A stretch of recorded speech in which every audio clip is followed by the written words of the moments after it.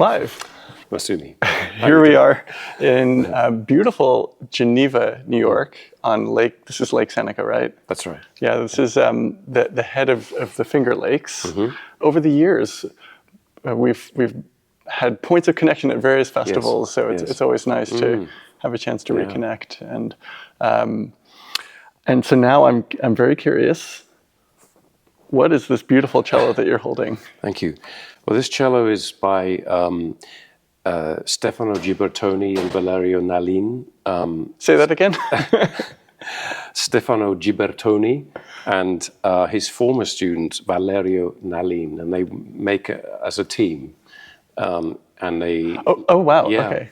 It was when I first met Stefano over 10 years ago. He was working alone, and then he was teaching in various places, and then enlisted the support of a protege, Valerio, and they ended up teaming together as a group. I mean, there were others that work in the workshop also in Milan, and so they've been sort of linked together for the last few years, and so they've been making wonderful violins, cellos, and violas together for over 5 years. Although he's been making cellos for many, many years, more than that, Stefano. So it's interesting, like it's kind of like a partnership rather than like an apprenticeship. Is yes, that? Yeah. Like so, one person specializes in carving the backs or something, and the F holes. I don't quite know what the division of labor is, but when I visit them, and when I'll be going back to Milan actually in a few weeks. It appears that they sort of share the labor evenly. I think they sort of attend to every detail of the making evenly. Wow, that's wonderful, and a kind of an unusual situation, right? I mean, that's yes. Although I think the idea of apprenticeships and the passing on of knowledge from one generation to another, because there's a slight age gap there between the two of them. I think that's quite natural. Yeah. Indeed, the cello that they were inspired by to make this was an Andreas Filius Guarneri, the son, I believe. So, right. Apparently there was of course, those workshops, it was always a question of passing on the knowledge and training the new generation. Exactly. Whose hand makers. Is this, right? I know that's what makes it hard later on to identify sometimes, the different makers. Yeah. How long have you had this cello?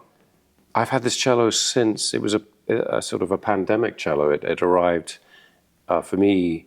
I think I tried it in 2021, and I first broke it in at the La Jolla Summerfest. So I've been playing it regularly. They had the Conrad Hall. That's right. Yeah, it was just opening. In the new hall. Yeah, exactly. Yeah. And how did it?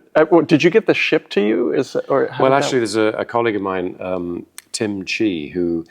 On the West Coast, he's been the sort of US representative of Stefano and Valerio for the last few years, and he gets one cello a year. And so he came and showed this to me. But I'd seen other cellos by Stefano before, going back 10 years or more.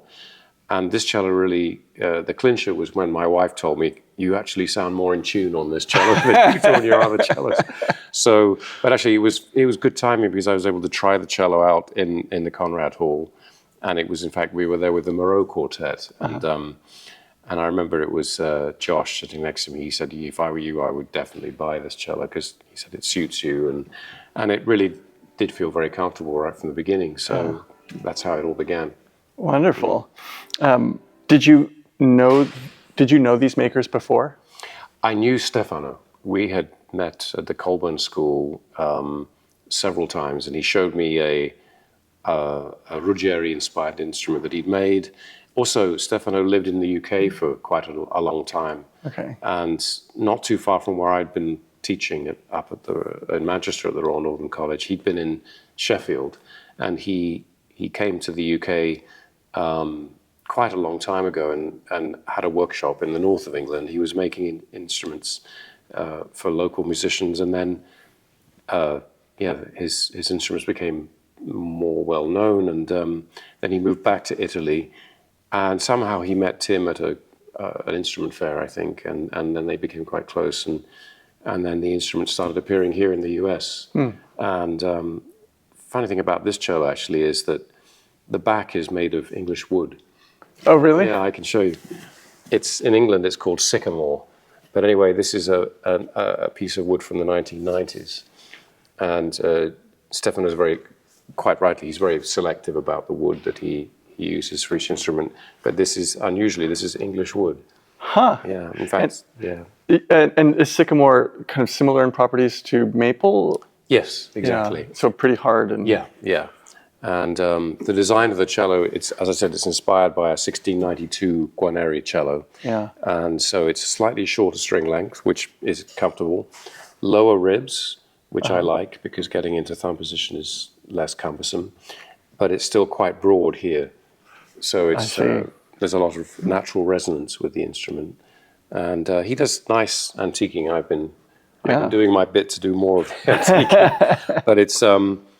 I would say it's nicely antiqued. He didn't overdo it, but most of all, it's a characterful sound and it's comfortable, and I feel like I can express the music the way I want to with it. So was it built in 2021? Like it was completed over the course of 2020 to 21? That's right. So it was a pretty fresh instrument when you got it. Yes, it had barely been played. I think one other person had tried it, and then it found its way to Los Angeles, and I actually wasn't really looking for an instrument at that point because I owned two Ciccone cellos. Oh. One from 1925 from Rome, from the Rome period, and the other one is from 1933. They're both Stradivari Forma B models, and I love them both. But I had students that were in need, so I was loaning one of them out, and the other one I was using for myself. And then as soon as I tried this cello, I thought, wow, this seems to be unusually comfortable. It fits me very well, and so I was surprised. I wasn't really looking for an instrument. Yeah, and has it changed? I mean, you've had to get a new bridge and no, it's the original bridge that came with the cello. I've experimented with different post adjustments, not that much. And I found these strings work very well, the Perastro Perpetual, and I just started trying the Perastro Eva Perazzi Soloist. Yeah. But I usually have all four with Perpetual. But I haven't really changed very much about the cello in terms of the adjustment. It was, straight away, it was very open and free sounding. The only thing that has happened is, I would say, it seemed to add, with the years, I found more quality in the instrument and more resonance. It just became a better version of its already confident self. I never felt like it changed beyond recognition. It wasn't like suddenly I woke up one day after soaring away for 3 years and the whole cello had changed. It just it gradually evolved, but it was already a good sounding instrument. That's really wonderful to hear. How would you, or can you compare, between the sound of this instrument and your Ciccone cellos? The nature of those instruments, they're so different. The Stradivari Forma B model is, well, firstly, the shape and the size is, the string length is longer. Those cellos require a little bit more maneuverability on the part of the player. We're told that Stradivari instruments, and copies of them indeed, are slightly more complicated in terms of figuring out the sounding point. With this, I mean, going further back, I used to play on this Stradivari cello from the Nippon Foundation, which was great, 14 years, wonderful. But that particular cello, you needed to use a lot of bow speed, and it didn't allow you to press. So that taught me a lot about how the Forma B model seems to like to be treated. Yeah, it's a noble sort of approach. You can't force yourself on an instrument like that. Also, you have to be organized in terms of getting around because the ribs are higher. Yeah, it's thinner, so he makes up for that by building up. Yeah.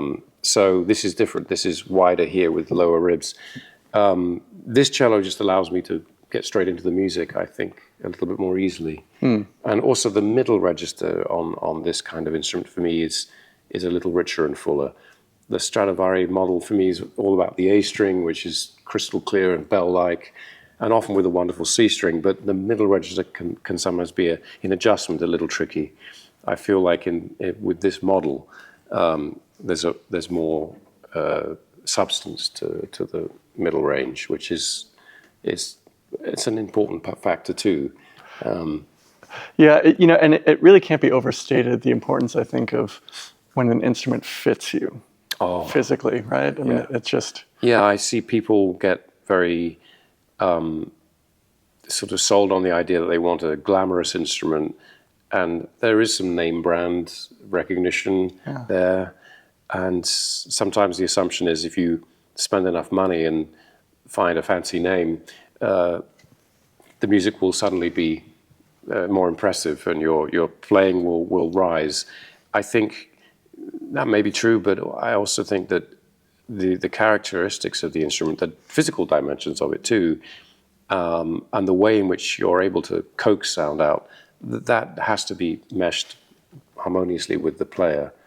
And that can be simple things like, is the instrument the right size? I mean, many of my students some of them are tall, strapping lads, but some smaller sized hands and shorter arms, it's more difficult for them. And then there's the timbre of the sound. Some people have more flesh on their fingers and they have a way of producing a richer sound. A Stradivari they'll get a different sound out of that than somebody that has a leaner sound. That player might need something richer. So I think, if you look at Yo-Yo Ma, he has the Strad and he has the Montagnana. They're two completely different schools of sound. And I'm sure he sounds wonderful like Yo-Yo on either one, but they are very different and they bring out different facets of one's playing. Yeah, it's interesting that, it's something that we don't really talk about so much, but the sort of sound of our own bodies, there's a whole factor of that. And, we focus a lot on the instrument, but our bodies have a certain, like you're talking about the mass of a finger or, I definitely feel that. And the way in which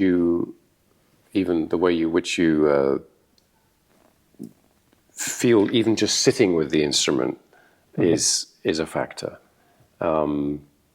I like the fact this instrument is a little bit wider. And then the other thing is the area between the bridge and the fingerboard, the colors that you can create between these 2 points, and the way in which the instrument picks up your vibrato. And for me, I don't know why, but the first time I played this cello, it seemed to pick up what I was doing with my left hand, and it seemed to cost me a little bit less energy. Also, when I went for a shift, I felt like the instrument would ring between the 2 notes and would keep the sound alive as I moved between one note and another. The sound kept ringing, and that helped me phrase, and it helped me, particularly when I would go for the peak climactic note, which you always want to feel that you're going to get it, but also that you're able to express something meaningful when you do that. I felt like the cello would go with me. And some instruments, I don't know why it is, but they're great sounding, but they're not always your friend when you really need that support and the instrument to partner with you. I love the serendipity of your story, how you spend a lifetime playing many different instruments and knowing what you want and what you like, and then suddenly an instrument just sort of appears in your life. Yes, and actually what I also like about that is that the makers are still alive, and we still have an ongoing dialogue, and I like the idea of working with a living maker. Yeah. I think in today's world, it's not just that the older instruments are so prohibitively expensive, but I feel like modern makers are doing a great service to the musicians, creating and crafting fantastic instruments that are financially viable. And with such great artistry and craftsmanship, it's a pleasure to sit down and practice with a fine instrument, a modern instrument. This is the golden age. It really is. Yeah. Stefano often tells me how he often went to the Oberlin workshop in the summer, and how there were people from all over the world. We were talking about Italian lutherie, and he was saying how wonderful Korean and Chinese, Japanese makers from all over Europe, America. That's the norm now, and the Italians don't have a stronghold. No, it's open to everybody now. The information is there, and it's the information. The the sharing. Very much.